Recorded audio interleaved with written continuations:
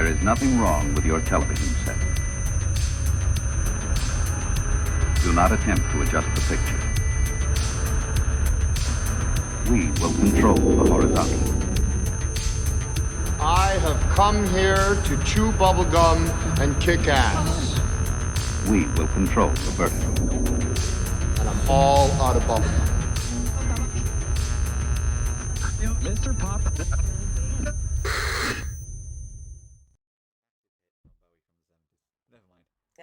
No, I must have been a babe then and didn't know. Just a little tiny child still running I wasn't around. even born, so And you know it, so there's no I know excuse on my end. no excuse, Russo.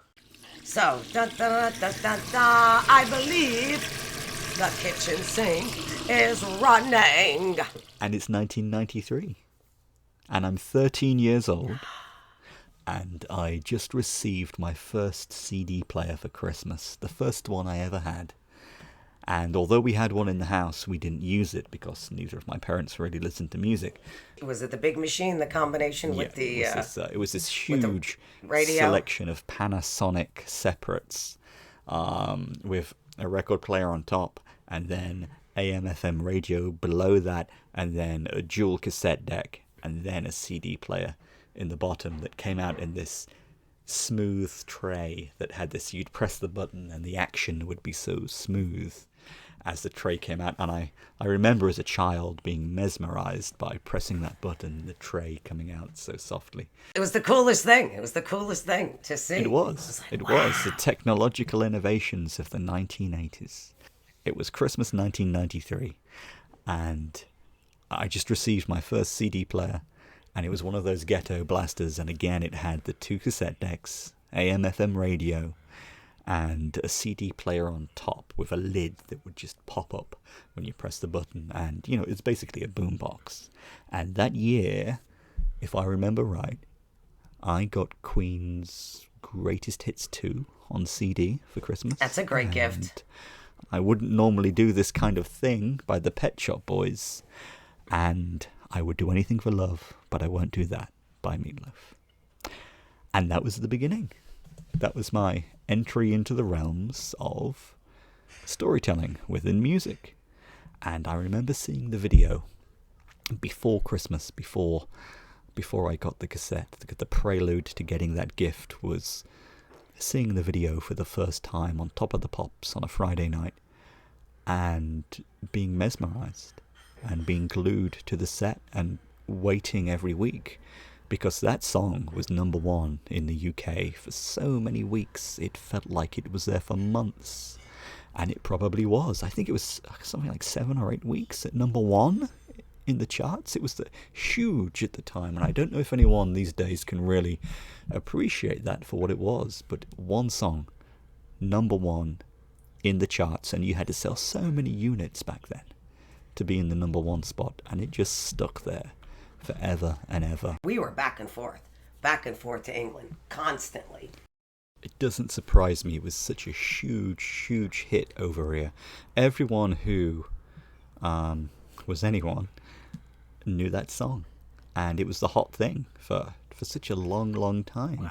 And the thing that struck me the most as a child, as a teenager, as a 13-year-old kid, so I'm only just in my teens at this point, was the heightened fairy tale aspect of the whole thing. It was both grounded in one sense, but heightened in another.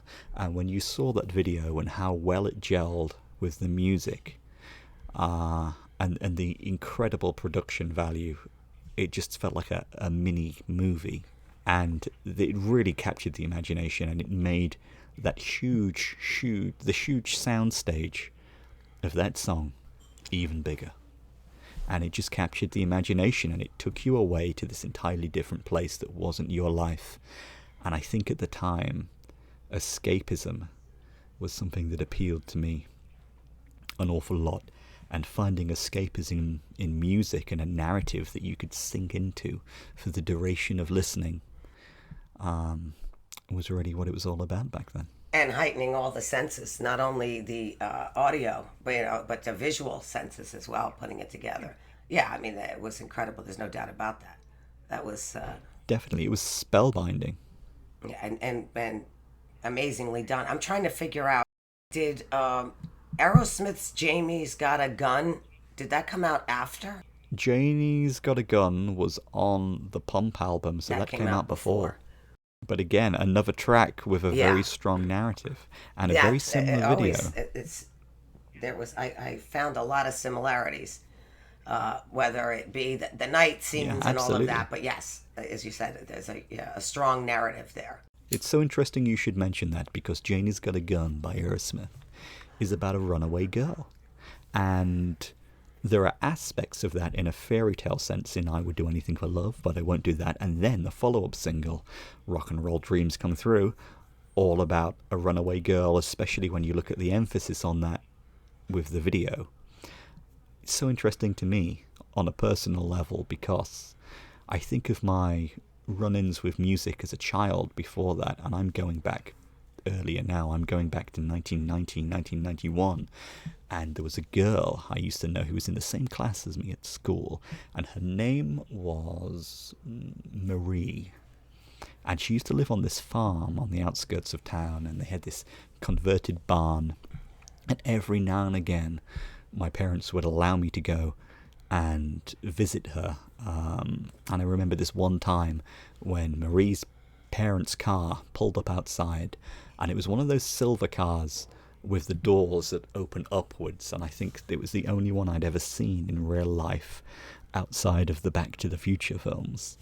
And I remember them pulling up outside on the front on one of these rare occasions when I could get away to Marie's farm. Her sister, who I'd never seen before, got out of the door. As the door rose up, she got out of the door, and I was hit by this music that I'd never heard before. And at this time, it's actually an old track, and I was aware of the band, but I wasn't aware of the music, and that song was Runaway by Bon Jovi from 1982. And again, that track deals with a runaway girl. Interesting. Fleeing her home life. And it's so funny, and I just got to interject with this little bit of coloration, but Marie's sister, whose name I've completely forgotten because it was such a long time ago, was, at the time, she was probably 15, 16, probably 16, and to a 10-year-old, that was like, being 25. And so she steps out of the car. Oh my God, she's so old. She steps out of the car and she's wearing these ripped black jeans, and she has this Bon Jovi t-shirt tied around her midriff. Oh my God, it's like you're watching the video. You're watching the video. You're seeing your own personal video unfolding with the music and the visual. Yeah, she's wearing this Bon Jovi t-shirt tied around her midriff, and she has this leather jacket on. She's wearing a Bon Jovi t-shirt. Yeah, she has this leather jacket on, and around her neck she has this heavy cross pewter pendant with Bon Jovi written across the cross axis, and her hair is massive. It's huge, and I know saying this to you probably doesn't mean a lot because you have the hugest hair in the world, and it's fantastic. Well, I always say that, that was the thing at the hair salon. The higher the hair, the closer to God. So, on that note, I think across the pond at the same time in America, someone I didn't yet know was washing hair in a tiny salon in the Bronx, and that someone was you. My story leading up to 1993. Yeah.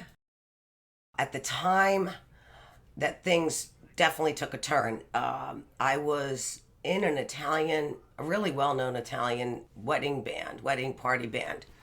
And they were well-known within the area, the Bronx and Long Island. I mean, we played these really posh little things on the weekends, and it was a really cushy gig. It was a great gig.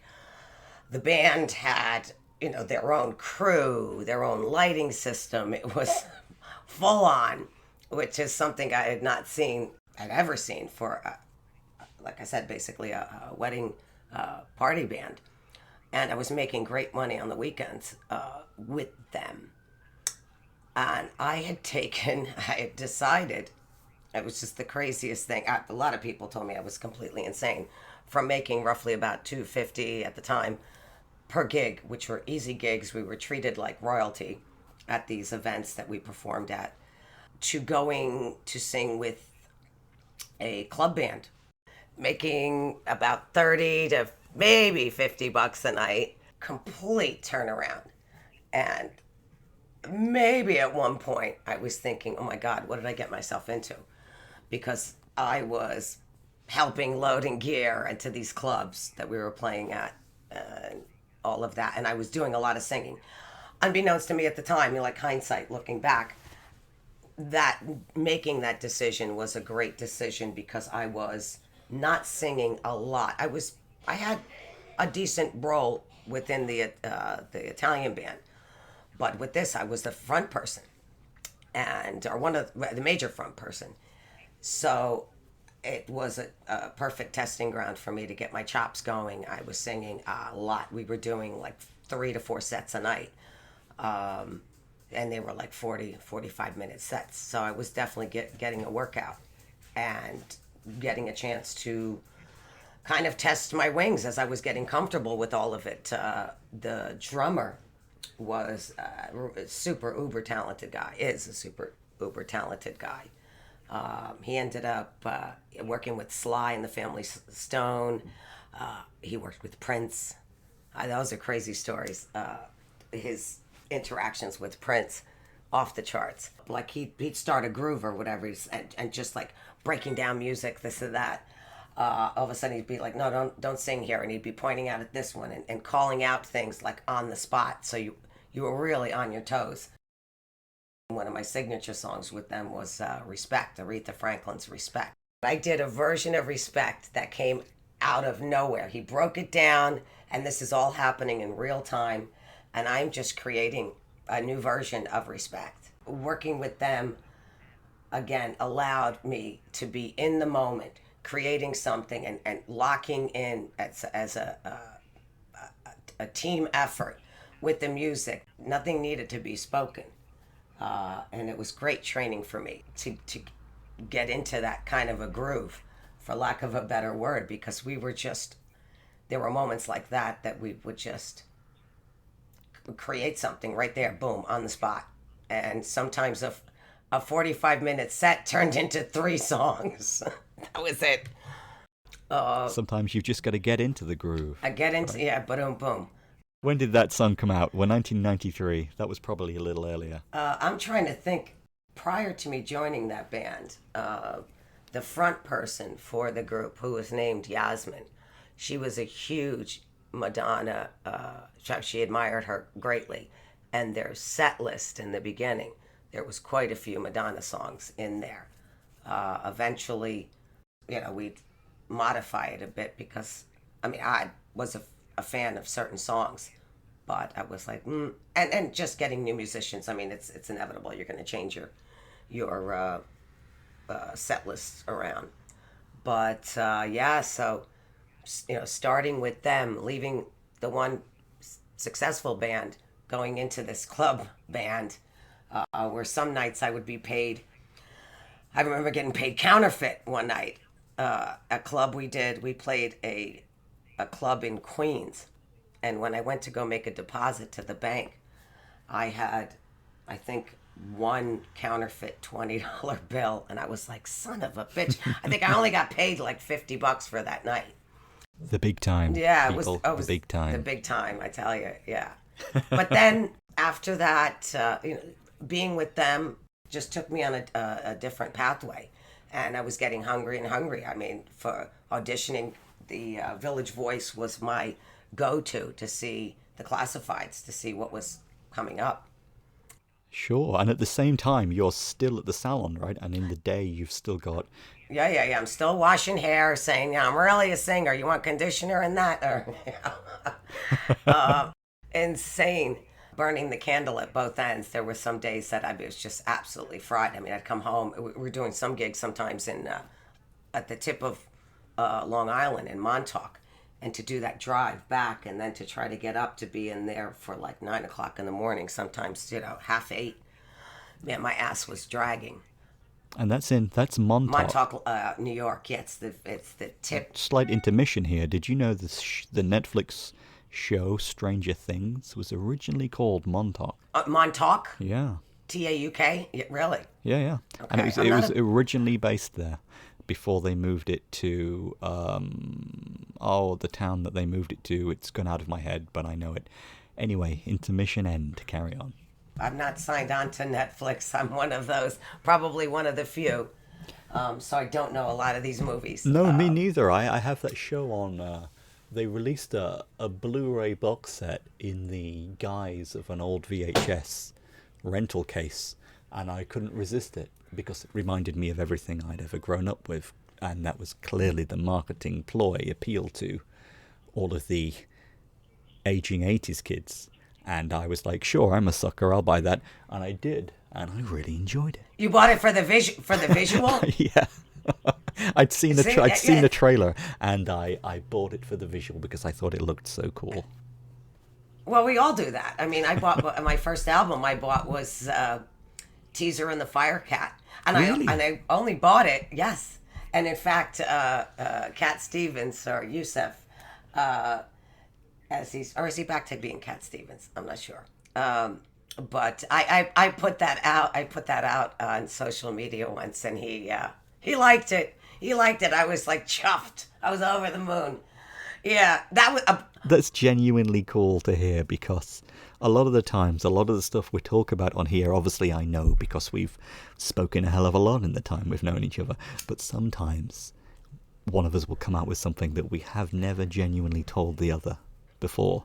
Right. And that's always nice. That always puts a big smile on my face. Well, I bought it for the album cover. I bought it because there was that little kitty cat and the little fish bones, and I bought it simply on the visual of the album. That was it. The album covers, yeah, and it ended up. I mean, it was a win-win for me, because not only did I love the album cover, but I got introduced to his music. It's funny because the first single I ever bought with my own money was a cover, and it was Spirit in the Sky by Doctor and the Medics, and that was probably 1986. And it's not what if anyone ever asks, I always tell them the first thing I bought was 1984 by Van Halen, but of course it wasn't that. It was actually Doctor and the Medics. And now everyone knows. And now everyone knows, yeah. It was Spirit in the Sky by Doctor and the Medics. I always tell them the truth afterwards. But I just feel a little bit of my street cred gets knocked every time I say those things.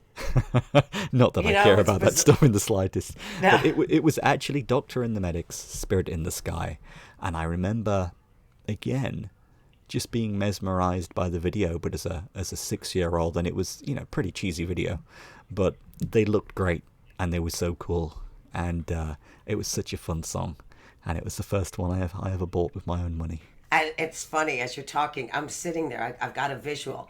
I can actually go back. There is a mental photograph that pops into my mind that I can see myself standing. It was in the back. I don't remember the store that I bought the album in, but I'm there. I can see myself looking at this little wall of albums. That's so bizarre.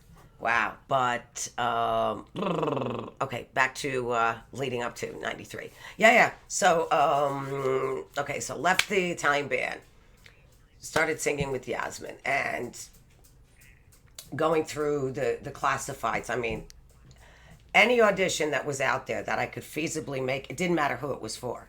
I took a shot. I auditioned for Harry Belafonte.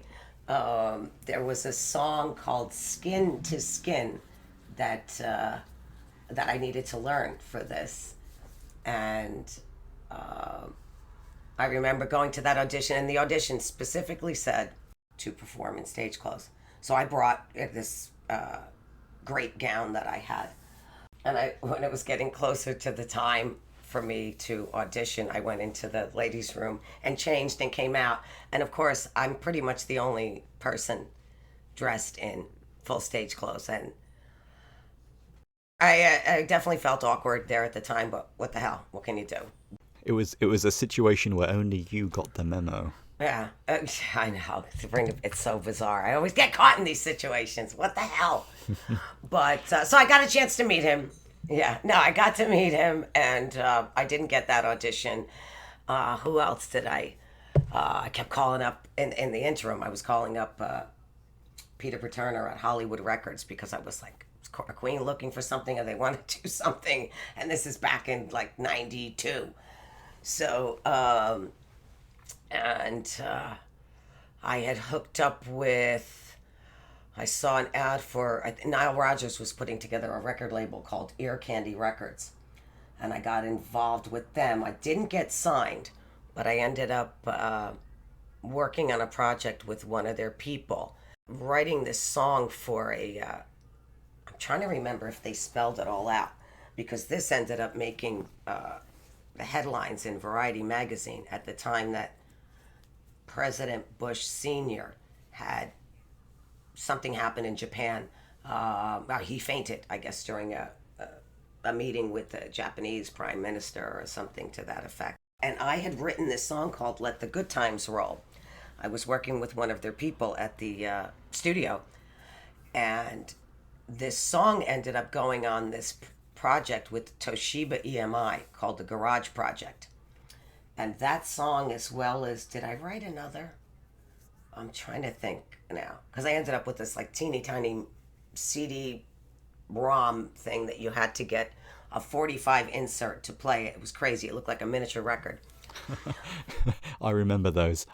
Yeah, and this was a huge campaign for Seagram's whiskey, and I was like, "What the hell's going on over here?" And I had to get an attorney for that, which ended up going nowhere. But as soon as Variety magazine, this came out, and I don't know how my plight arguing this thing with EMI, Toshiba EMI, but I got a phone call from one of those, like, it was called, at the time, it was a TV show called A Current Affair.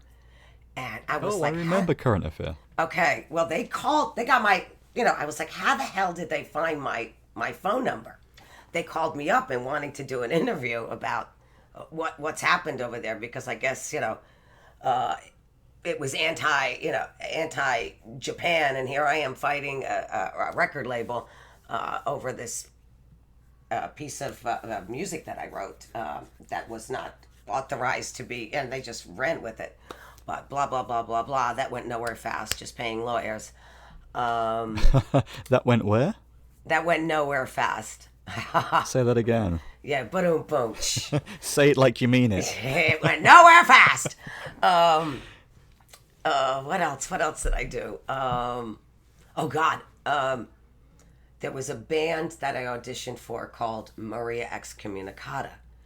And they were like... That was the really interesting kind of progressive band, right? That was like gothic kind of opera meets like that rah, rah, rah kind of music. It was a crazy ass song.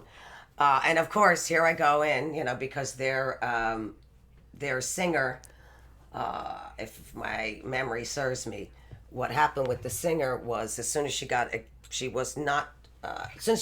her green card here, the story was told to me that she just bailed on the band. I think they were an all-girl band, so I was off and running. The music was bizarre. It was, but I could sing the music, so at that point, like I said, it didn't matter. I was just going on whatever audition I could find. And they wanted to sign me. They wanted me to join the band. But at the same time, I had also answered an ad for Dick Clark's USA Music Challenge, which was a contest where they ended up they took female singers, male singers, and bands, and they categorized, so I was like the pop rock singer. They had kind of a torch, jazzy kind of singer, and then a R&B hip hop. So I was competing against two other genres of music. And I had submitted a song to this USA Music Challenge, and they accepted. So I had got a phone call from the management from this Maria Excommunicata, and they were just telling me, where we're going to go from here, yada, yada, yada. I said, well, no, this is great, awesome. Listen, I just have to go I'm flying to LA next week. I'm doing this Dick Clark show, and I'll be back, and we'll get things going. And they were like, well, this is a bit of a conflict, they said, because our music and what the band's about and Dick Clark are on two opposite ends of the spectrum. So you really need to make a decision here. This isn't going to work if we're going to be putting all this money and hours and all of this, creating a brand or what have you. This was a chance to get my music out there. I'm just starting to write. One of the songs were accepted, and I'm going to be doing this show on national television. So, of course, I'm going to go in that direction. So that was my short-lived moment with taking, again, another path. I could have totally gone in that direction. Yeah, and that's Dick Clark, and that was on national television, right? It was on national TV. Yeah. And Yeah. Do you still have the clip? I'm sure people want to know. I have it. You know what? I need to get that. I actually have one, or a couple of them, on VHS. So I'll have to get that transferred. For anyone listening out there, if you would like to see, subject to Patti's approval, Patti's original Dick Clark. I'm subject to my approval. I'll put it out there. Of course, I can get it out there. It's subject to my approval. I had to say that just in case, because it popped into my head. But at the same time, there's a part of my brain that's going, maybe you don't want anyone to see this. But you do, so that's great. If I didn't want anybody to see it, I wouldn't have been on national television. Hello. There you go. No, it was great. The point is, it was a great moment. And who was on? Mick Fleetwood was on the panel. Do you know what? That's so strange, because we just watched a film the other night that Natasha had never seen before, but that I grew up with, The Running Man with Arnold Schwarzenegger. And we're about 15 minutes in, and she's like, is that Mick fucking Fleetwood from Fleetwood Mac? He was in the movie? He's in the movie. And the amazing thing I is, could see his that. name is Mick. His name is Mick in the movie, in this kind of 80s style future post-apocalypse. What's the name of the movie? The Running Man. It's based on the Stephen King short story of the same name, which King wrote under the pseudonym Richard Bachman, for reasons, again, and this ties into what you were saying, of genre and of forming an image and the way that the suits think about it. So Stephen King was going under a pseudonym? Yeah, he wrote 4 novellas under the pseudonym Richard Bachman in the late 70s, early 80s, and his publisher wouldn't release them because they were a very slightly different genre to the kind of horror fare that King usually wrote up until that point. And so they released them under a pseudonym. And The Running Man was one of those books. Interesting. I'm still amazed. Talking about Stephen King, I still was blown away that finding out that he wrote The Shawshank Redemption. I was like, what? Yeah, that was another novella that made it into a short story collection in the 80s that I have on my desk. I have a first edition on my desk in front of me. What a great movie. I mean, it's right up there at one of my all-time favorites. I mean, just... It's fantastic. You know, in that same collection is a story called The Body, which went on to become the film Stand By Me. Really? Which is another incredibly well-known, well-received movie, and a lot of people don't realize that that's also Stephen King. But for me, the thing that drew me to Stephen King wasn't the horror and the supernatural, but the everyday horror and the aspects of his stories that weren't supernatural. And it was really about the horror that exists within people. And as a writer, I know that's something that is incredibly prevalent in my work. And funnily enough, just going back to what we were talking about earlier with all of those songs about runaway girls. It's so funny, and you don't realize this when you're doing it, but when you look back at your own work, and I'm talking about South of Salem here, which I know you've read excerpts of. Well done. That's going to find a home soon. there's a character called Bonnie Tate, and she is the runaway missing girl. And looking back at my past, I guess, subconsciously all of those songs, everything from Janie's Got a Gun to Runaway to Anything for Love. I guess they all made some kind of subconscious psychological impression, and I'm writing about those themes and those characters today, even when I don't really realize it. They're always in there. The ghosts of those characters still whispering after all this time. Yeah, that's where you get. Yeah, that's where you get your inspiration from. And like you say, when you look back, you don't realize it at the time, but when you look back, and it's like, wow. And there's that thread. So I took you away from Dick Clark. You didn't take me away from anywhere. No, not at all. That's what we were talking about. We were talking about your first performance on live TV with Dick Clark. You may have that on VHS. In fact, I know you do. You may get it digitized at some point. I know you will. If enough people request to see it in the comments, maybe we'll put it out as a part of Kitchen Sink. What do you think? Yeah, why not? Why not? There's a little side note during that. So I'd written this song with a friend of mine that was from the Italian band. We were putting out songs. I was on a roll with him. It was a great collaboration with the two of us. We had signed on to BMI. So we were on a roll. Those songs I have on cassette somewhere. There was quite a few. We were just cranking those out. So this particular song that we had written was called Perfect Alibi. And the chorus was, I know that you pulled the trigger. I know I'm the one that should have died. And was it ABC or NBC? ABC? Whatever, one of the big three. They had a problem with me saying, pull the trigger. And more innocent times. Dying. And I didn't find that out till I got out to California. And I was like, well, I mean, it's in the chorus. And I keep repeating. I was like, what the heck how am I going to figure this one out and remember it at the same time? And so I had to change my lyrics to that you pulled the lever down.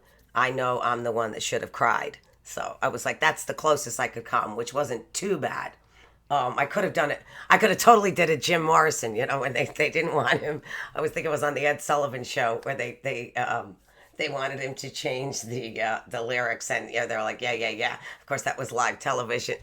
Oh, that was from Light My Fire, wasn't it? Yes, it was. Yes, and he totally right, boom. I know that story. But I complied. I just, I was in no position to do otherwise. The cruel, censorious nature of the artistic industries. There was one moment. Oh shit! I forgot about that one. I had auditioned for. If I can backtrack a minute.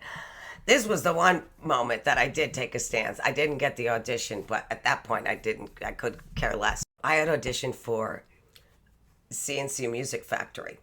And it was my turn to go in and sing. And just as I'm standing there in front of the mic, I'm in front of a panel of, I don't know, there was like 4 or 5 people in the room. My memory is a little vague. I don't know if I was in an actual recording booth, and I think they were through the glass. That's how I'm seeing it in my mind. All I can remember is, so I'm in there. Lunch had just arrived for everybody. So I'm standing there getting ready to freaking sing. And all that's going on is everybody's passing shit around. Bags are who's opening up, who's pulling stuff out. And I'm standing there watching this whole thing unfold.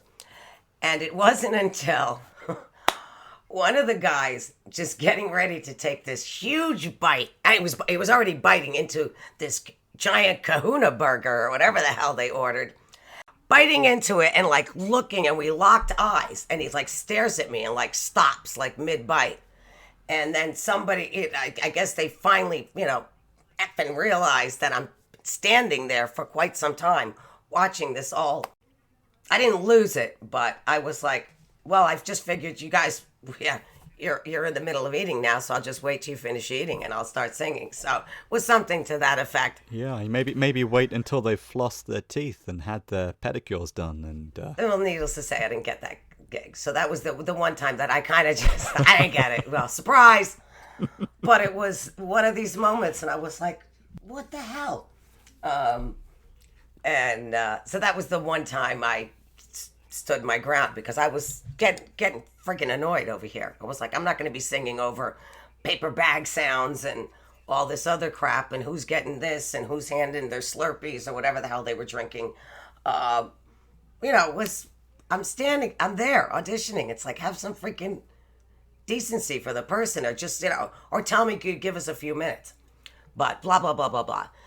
So the Dick Clark thing, that was, it was great. I got a chance to do one of my own songs on there. I lost in my category. I lost in the female vocalist category. But I was able to perform one of my songs. And, that was exciting. And didn't you say Dick Clark was a really lovely guy as well? Yes, and that's funny how I got a chance to meet him afterwards, how life turns around, because after meeting him there, he was a sweetheart. He came to everybody's rooms, and it was a lot of fun. I got to say, the whole experience going out there, everybody in his camp, and the musicians and the artists, everybody was really cool. One of the guys, in fact, from one of the bands, I knew he also played in a band that was in the same circuit when I was with the band Yasmin. So that was kind of cool, seeing somebody from the East Coast. But what that did for me, when I answered the ad in the paper for Meat Loaf, they had asked for some footage. And I had just, not that long ago, had done Dick Clark. So, I had this great televised footage. So hang on a sec, let's back up here a moment, because at the same time, we'll just rewind slightly. You're still washing hair in the day, you're still gigging at night, and you find this ad one day in between your lunch break or whenever, and it's anonymous and you don't know who it is, right? No, I don't. It was, it said international rock singer or international singer looking for female vocalists with comedic timing and an open mind. I think that's how it was. I was like, this is interdasting. So I ripped that out and took it home, and I called. I think I ended up speaking with, I want to say it was unbeknownst to me at the time, but I think it was Steve Buslow. I think Really? He was in charge. Yeah, he was because he was the musical director at the time. Right. I think it was him. Don't quote me on that, but How long was it before Chasm became the MD? That was still the 90s, wasn't it? God, I'm going to have to think on that. Let me sleep on it. You do that. Like I said, I had the footage. They wanted an 8x10 photo, a little resume or thing drawn up. So the only photos that I had were with the long hair. And as I had said in the past, working in the salon, there was one day I was just like, oh, you know what, I'm sick of this. Cut it all off, and I whacked off all my hair. So now I have... And can I just interject at the same time and say, for anyone who wasn't there at the time, 1993 was still, for all intents and purposes, the 80s. It was still the 80s in 1993. That's pretty much when the 80s ended. So you got to imagine Patti with huge 80s hair, and then just I went from all this hair to Liza Minnelli haircut. Boom, gone. In just one fell swoop. So I had to send a photograph, and I was like, oh shit, I have the only 8x10s I have are with the long hair. So I took another photo, quick thinking, and I cut out the hair with scissors, made it all spiky, crazy, and I cut out the whole image of me. And on the bottom of the photograph, the front one, I put in parentheses, over please, with an arrow pointing. And then you flip it and put it on with like masking tape stuck to the back. And there I am with like cartoon cutout hair. What a shame you don't have a photocopy of that. Somebody must have it. If I have those photos floating around, I could probably simulate the same thing. We need to do a composite version and put it out there, I think. It was funny. Yeah, so you apply, you get the call back, you go in for the audition. I go in for my first audition. I go into Montana Studios. It's on the the west side in the city, I think like 54th, 56th Street. The first audition, it was great. There was nobody really, there was no one there apart from the band. And went in, met everybody, start to chit chat and all of that. I think we ran a couple of songs. One of them was, I did Respect, and I think I did Oh Darling. I don't know if I did Paradise. And was this just you singing, or were you accompanied by the band? The band, yeah, the band were there, yeah. So this was full Neverland Express lineup. Pretty much, yeah, with the exception of Chasm, because Chasm joined at the same time I did. So, but I think maybe Chasm was already there. I know he was there. I'm trying to think when vocal parts were starting to be put together, because prior to that they had Amy and Elaine Goff. I really enjoyed them as backing singers on those late 80s tours. They were fantastic. You know, I got a chance to meet them, and they were great. You know what? I would love to talk to them one day and just hear their experiences of the time. That would be great. That would be something, don't you think? Absolutely. Yeah. Let's bring them on, or you do a show. Go for it. So there you go. We're putting it out there. If you are one of the Goth sisters, get in touch. Amy or Elaine? Is that right? Amy and Elaine, yeah. I mean, they had a great look, and they were really great people. There you go. It's out there. So here we are. You've just auditioned with the Neverland Express. It's your first audition. What happens next? I get a call back, which was great. And I'll never forget when those doors open, man. I walk in and the place is buzzing.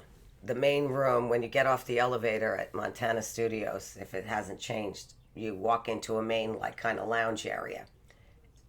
And this is really exciting, right? Because you've had the first audition and you're feeling good about it, and then you kind of put it in the back of your mind because it's one of those things where you do so many and you're just kind of wanting to move on with your life and thinking positive and stay positive, and you put these things on the back burner and you cross your fingers. Obviously, by then I know who it's for, of course.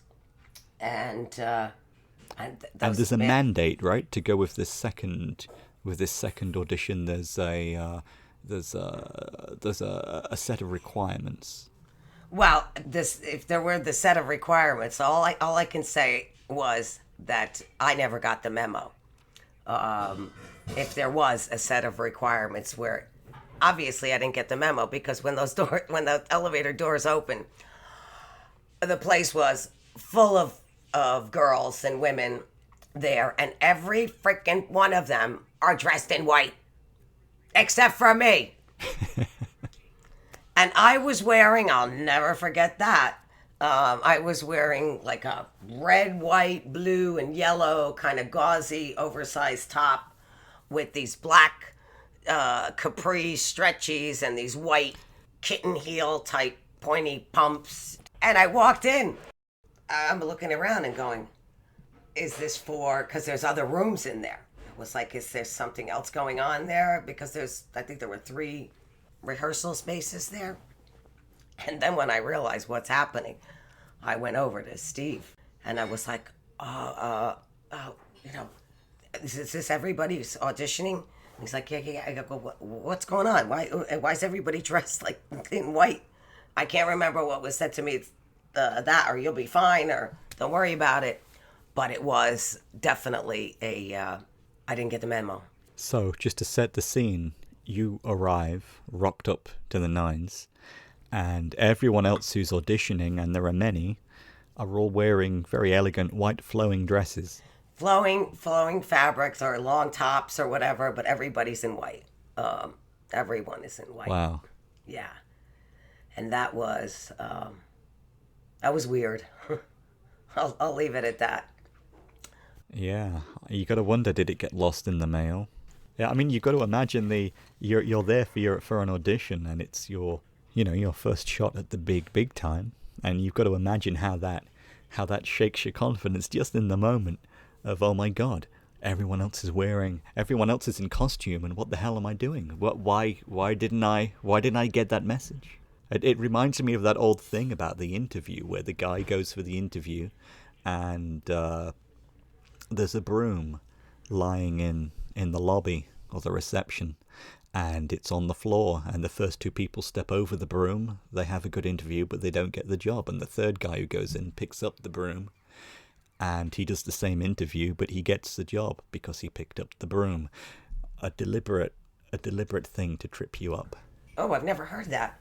Really? Oh, it's an old, boring civil service story from the UK. I don't know where it originated, but it's something I grew up with. Anyway, I digress. Your interview, your interview, Yeah. your audition. Listening to these other singers, there were some amazing voices there. In fact, one of them, I was like, holy shit. I think one of the band members knew this one person. So it was like, well, I'm there. I'll do what I have to do. My confidence definitely took a little bit of a few ticks down, but I set out what I set out to do, and did it. And it was that whole week. And that was just because of the white dress situation, right? Well, it was just weird. I mean, the whole that just was it definitely it affected me, mentally, because I was like, did I miss something? I just it just a lot of question marks in the brain, but it was so busy in there. Like I said, there was so many girls in there, and I had a whole weekend to go through. I had a busy weekend. I was still with the band Yasmin. The whole weekend I was freaking out, but my mom, I gotta say, my mom that night, because I was like, no, it's not happening. It's not happening. And my mother's like, I'm telling you, Patty, it's true. Hand to God. She's like, no, you're gonna get this gig. You're gonna get this. Don't worry. She always says, non da vali, which I can't translate. It's like, don't lose hope. And sure enough, yeah, I got the call. As it transpired, Mom was right. Yeah. And I got, as she frequently is. Yeah. I got the call. I was excited. Yeah. So you got the call, and they were like, "That's it. You've got the gig." What was it like hearing the news for the first time? I was excited. I was just trying to think ahead, the what ifs. A lot of things popping up into my mind. It's like I've got to call the band. I've got to. I remember walking into the salon, and it was like a little miniature moment of like that movie. Was it Working Girl with Melanie Griffith, when at the end where she walks in after all her trials and tribulations, and she finally gets the job of her dreams. It was one of those where I walked in and gave my notice at the salon, a lot of high fives and all of that. And the drummer in my band was, oh God, this is funny. So the drummer guy came with me to one of my auditions. And I remember because he was taking sun on my car, and that was the time where I kicked the bus. They tell that story when I kicked the bus, which I did when I was leaving. And Guy was across the street. He was parked. He was just taking sun, sitting on the hood of my car. And I get one of these, like he gives me a thumbs up or a thumbs down. And I was just like, kind of like with my hands up in the air, like shrugging, like, I don't know. And just as that happened, a city bus passed by, just like all the smoke and all the exhaust. And I just went and, I just freaking kicked the bus. And I guess that was seen. So the story was told by Meat that they saw me kick the bus, and that's why I was hired. But Guy came in to the rehearsal and was handing out cards. He's like, it's true. He was handing out cards to all these girls that were in there. He's like, listen, and he's the one that coined the name. He used to call me Patty P, is the story behind that one. So he's handing out Yasmin cards that he had made up himself, giving phone numbers. He's like, hey, if you're looking for a band, blah, blah, blah, blah. He goes, because Patty's definitely getting this gig. So if you're looking for her, he was soliciting the other singers. Yeah, silly to waste an opportunity here, right? Complete businessman, marketer. He had that all down. That was funny. I forgot about that. Just to clarify, Meat Loaf wasn't actually at either of the auditions, was he? It was just you and the band. I remember singing "Oh Darling" for him. So I don't know if he was at He must have been. Yeah, he was there. No, he definitely he had to have been there, because I don't know if he was at the first one or at the second one. That's it. You're in the band. You've got the gig. I've got the gig. And you're And rehearsing rehearsals. for Yeah. a tour. A world Yeah. tour. You've been Yeah. whisked up out of this hair salon in the Bronx, and you're going to tour the world. Yeah, well, I almost wasn't a part of it, but we'll leave that for the next installment. Yeah, I guess it's time to sign off. Otherwise, we'll never get out of here, and my Scotch cabinet will get lonely without me. And I don't like it to be lonely. Only the lonely. Yeah, signing off until the next episode, and hopefully we'll get it done whenever we get it done. Next time, we will be hurtling back towards the tail end of 93 in our time machine of memories. We'll be talking about touring, how that first tour nearly didn't happen. Take care, everybody, and goodbye. Cheers. All right. Ciao, ciao. Ovaries and out.